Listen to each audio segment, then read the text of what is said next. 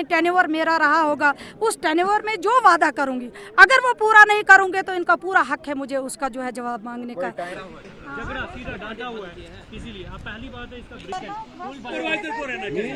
ये बंदा काम करके राजी और कर दो क्या ना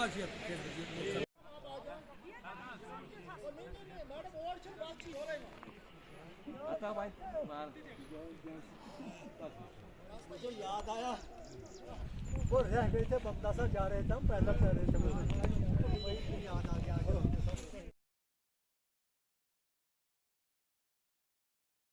टाइल वर्क ज्यादा जरूरी है। अब जो पैसा हमने रखा है अब आपने वही आई होगा नहीं है।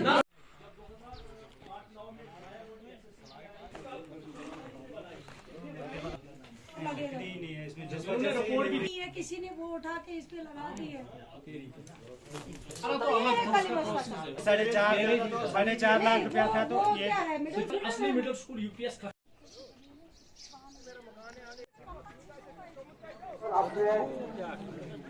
ये खुद ही बात हुई जानते कैसे होगी बच्चों की।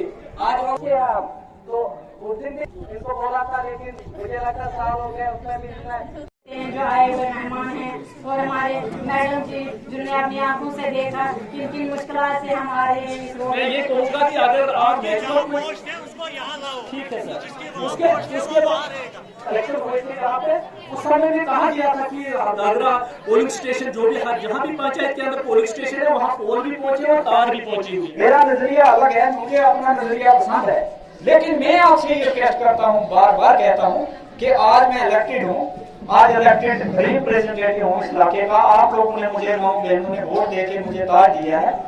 खुदा के लिए आप सीधी बात मुझसे कीजिए, क्या प्रॉब्लम आपको आ रही है? अगर एक आदमी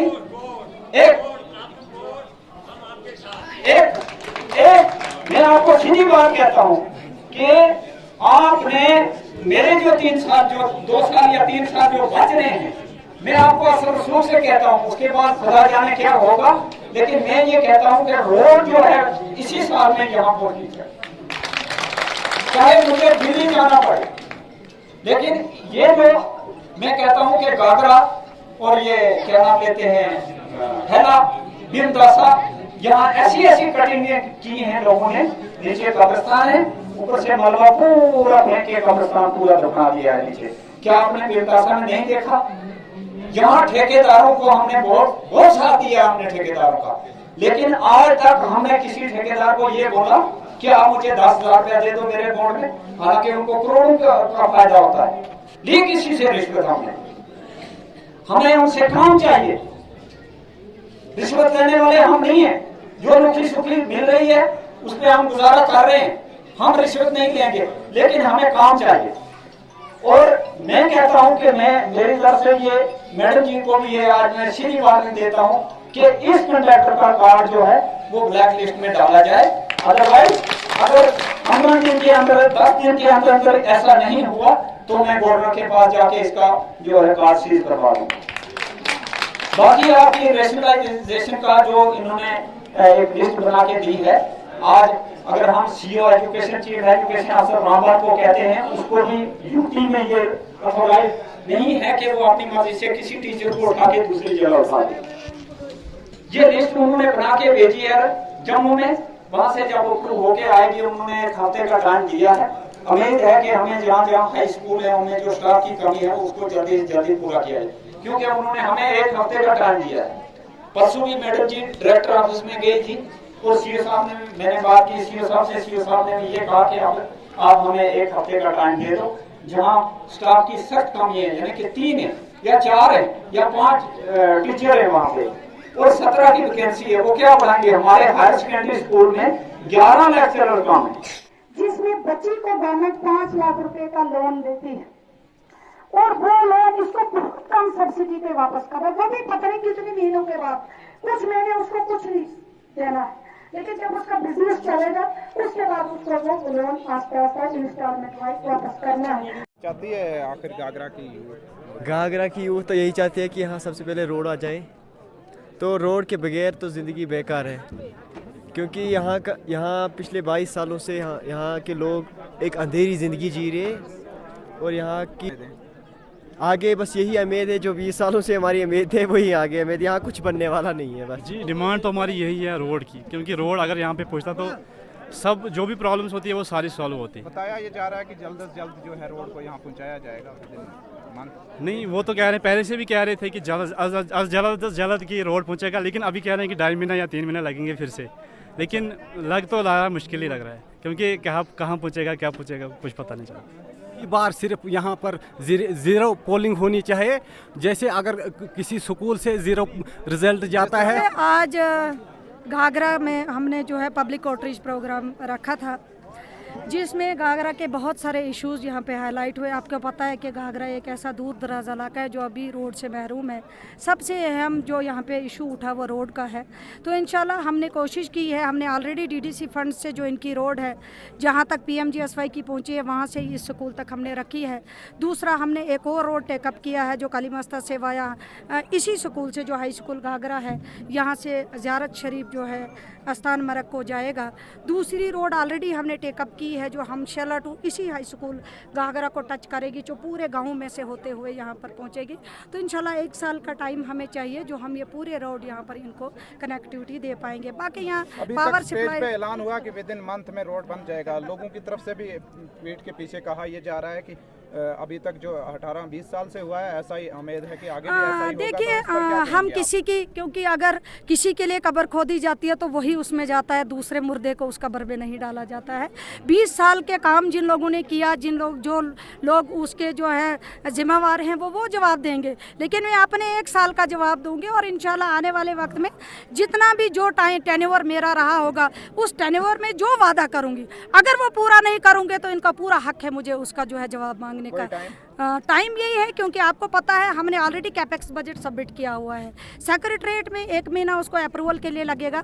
उसके बाद जब काम आएगी उनकी DPR बनेगी, टेंडर प्रोसेस होगा, टेंडर अलॉटमेंट होने के बाद काम जो है शुरू किया जाएगा। ज़्यादा से ज़्यादा 2 महीने या 2.5 महीने, क्योंकि हमें पीछे बाकी इशूज़ यहाँ पर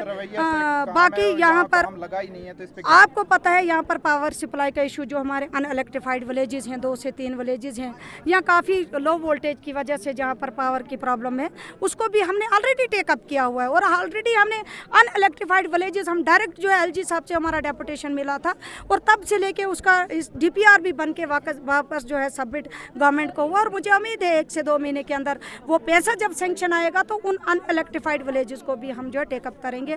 उसके साथ पावर जो पानी का इशू है, आपने देखा JGM में 1 साल हो गया कोई टेंडर नहीं लगा और इस बार जो है टेंडर लग चुका है। और 16 यही जो 16 आज शायद 14 है, 16 to 18 उसकी क्लोजिंग डेट है। और मुझे उम्मीद है कि इस महीने जो अलॉटमेंट हो जाएगी और नेक्स्ट मंथ से हमें करोड़ों के हिसाब से हर पंचायत के अंदर जितने भी स्कीमें हैं, मेरी 19 स्कीमें हैं गूल संगलदान सब डिवीजन की और 19 के 19 NIT लग चुकी है और टेंडर लग चुका है। मैडम जी, यहाँ मेजॉरिटी में आवाम ये कह रही है कि जो कॉन्ट्रैक्टर है यहाँ फैसल, उसकी लापरवाही की वजह से हमारे साथ पहले भी इस्तेसाल हुआ है और अब भी हो रहा है, तो उसको किसी भी सूरत में ब्लैक लिस्ट किया जाए, करवाया जाए, तो क्या करेंगे? देखिए उस मसले में जहां आपने नहीं कवरेज की थी वो पीछे भी यहां पे एक एहतजाज हुआ, प्रोटेस्ट हुआ, उसी को लेते हुए मैं चीफ इंजीनियर, क्योंकि मैं उस दिन जम्मू में थी तो मैं वहां पर चीफ इंजीनियर साहब से मिली और मैंने उसको टेकअप वहां पर करवाया और वहीं से उसको जो है नोटिस निकल चुका है टर्मिनेशन का। 7 दिन का टाइम उसको दिया गया है। 7 दिन के टाइम के अंदर अगर वो अपना काम शुरू नहीं करता है तो 7 डेज के बाद उसको पेनल्टी जो है गवर्नमेंट डालना शुरू कर देगी और उसको जो है टर्मिनेट किया जाएगा। अभी उसको 3 से 4 दिन है। अभी हम चाहते हैं कि हम नहीं चाहते कि हमें और टाइम लगे टेंडर प्रोसेस में, लेकिन अगर वो आना चाहे तो वो अपना काम शुरू कर सके, क्योंकि हम भी जवाबदेह लोगों के सामने हैं। तो मशीनें भी वापस ले ली हैं, इस पे क्या? नहीं, अगर वो लेना चाहता है, अगर वो उसको वापस ही जाना है तो हम कुछ नहीं कर सकते। हम यही कर सकते हैं कि उसको टर्मिनेट करके दूसरा टेंडर डाल सकते हो और नेक्स्ट अलॉटमेंट हम करवा सकते हैं। अब इतना है कि उसमें थोड़ा देरी हमें और हो जाएगी, ये हमारी बदकिस्मती है, लेकिन जो कॉन्ट्रैक्टर टेंडर डालता है तो उसका फर्स्ट काम यही रहता है कि मैं अपने काम को पूरा करूँ करता। तो इसमें हम, आपको पता है कि मैंने हमने कितनी बार टेकअप किया। और आपने ये भी देखा होगा कि उस कॉन्ट्रैक्टर के लिए डीसी साहब ने क्या, चीफ इंजीनियर साहब ने जो है पुलिस के थ्रू उसको 2 बार मंगवाया, और उसके बाद ही थोड़ा सा काम जो हुआ, जो हारा से लेके आपका यहाँ तक ब्लैक टॉप हुआ, उसके बाद ही वो हुआ जब उसको पे प्रेशर डाला गया। देखिए आज यहाँ पे जो है पब्लिक दरबार था, डीडीसी मैडम चेयरमैन की तरफ से, यहाँ पे सारे डिपार्टमेंट आए थे, एजुकेशन के भी आए थे, लेकिन अच्छा रहा। और जो भी यहाँ पे जवाबदारी हुई है वो हो गया, इंक्वायरी हुई है हर जगह की, और खासकर मुलाजमों की भी और लोगों की भी सहूलियतों के लोगों की भी बयान, जो लोगों की कंप्लेन है वो भी सुनी गई, और कुछ मसले यहाँ ही हल हुए। कुछ मैडम जी से रिक्वेस्ट की है कि डिस्ट्रिक्ट लेवल के मसले हैं वो हल किए जाएँ। सखी साहब, आप इलाके में दिखते नहीं हो, लोगों की सबसे बड़ी शिकायत यही है। भाई सबसे पहले मैं ये कहना चाहता हूँ कि पिछले साल मैंने 2 चक्कर घाघरा के लगाए हैं, अभी मैं कंटिन्यू विज़िट पे हूँ। हैला में मैंने 3 दिन 4 दिन लगाए हैं, और हर पंचायत में लगभग 1 महीने के 2-3 पंचायतों का मेरा जो दौरा है वो होता है। आप इग्नोर हो रहे हैं या आप लोगों को इग्नोर कर रहे हैं? मैं खुद इग्नोर नहीं हो रहा हूँ, इसके अलावा हमें डिस्ट्रिक्ट में भी बहुत ज़्यादा काम करने पड़ते हैं। विज़िट की तब ज़रूरत पड़ती है जब हमें डिस्ट्रिक्ट में कोई काम नहीं होता है, या जम्मू में या डिस्ट्रिक्ट लेवल पर जितने भी काम होते हैं सारे वो डिस्ट्रिक्ट लेवल के ही हमारे काम हैं। और इलाके में हम तभी आते हैं जब हमें डिस्ट्रिक्ट में कोई काम नहीं है, या कोई रेजोल्यूशन है, या कोई किसी चीज़ की शुरुआत करनी है, तभी उसी टाइम में हम आते हैं। PMGSY डिपार्टमेंट या लोगों का या किसी लीडर का कोई कसूर नहीं है इसमें सबसे बड़ी जो धांधली की है वो यहाँ का जो ठेकेदार है उसने की है, क्योंकि ठेकेदार ने इसके लिए डीसी साहब ने पहले भी नोटिस करके इसको अरेस्ट करके यहाँ पे बुलाया था रामबन में, और उसको नोटिस निकाला था, और एक उसको अल्टीमेटम दिया था कि आप इतने दिनों के अंदर आगे।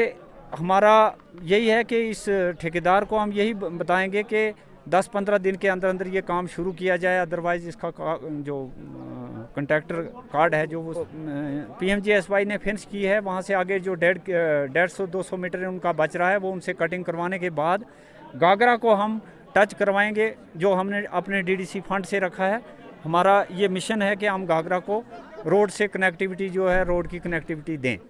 उस्मान कम्युनिकेशन गूल, जहां हर किस्म के इलेक्ट्रॉनिक आइटम मुनासिब कीमतों में दस्तयाब हैं, जैसे fridge, washing machine, geyser, mobile phone, solar light, inverter battery, LED, rice cooker वगैरह। तो देर मत कीजिए, गूल का मशहूर शोरूम उस्मान कम्युनिकेशन, मीन बाजार, गूल।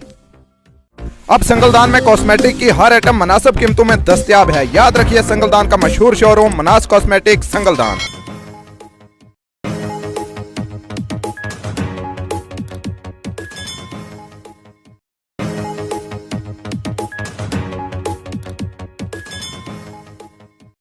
This is the Unite News Urdu.